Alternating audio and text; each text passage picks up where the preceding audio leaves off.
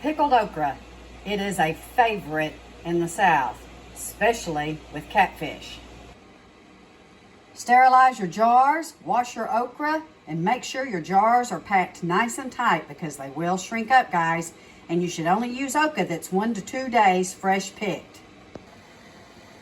Heat up your brine and make sure it's good and hot. Go ahead and get your Denali canner bottom. Heat it up because this is going to be a water bath method. We got them as packed as we can get them, and I'm going to let you in on a little secret that I don't tell very many people, but all of you are fixing to know. My brine is the Mrs. Wages kosher dill recipe, and I'm telling you, it makes your pickled okra to die for. Your family and friends will love it.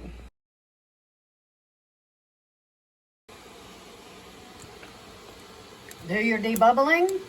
Very important, guys, and you want to leave at least an inch head space.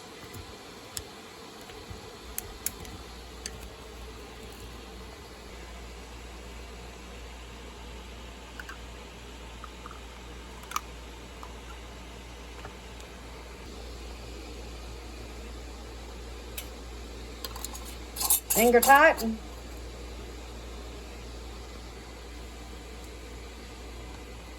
Into the canner.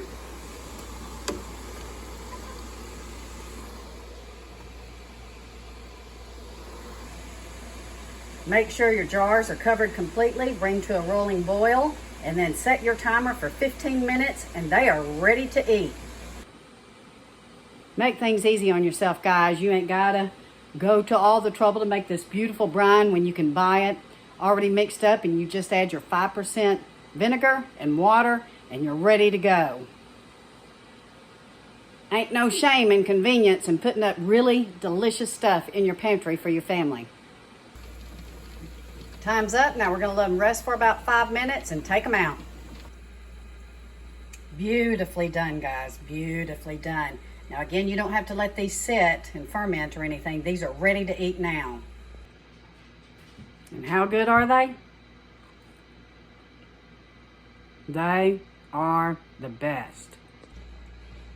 So now you know my secret recipe, guys. I hope you put it to use. I think you'll be quite pleased. Thank you for watching. Take care. God bless.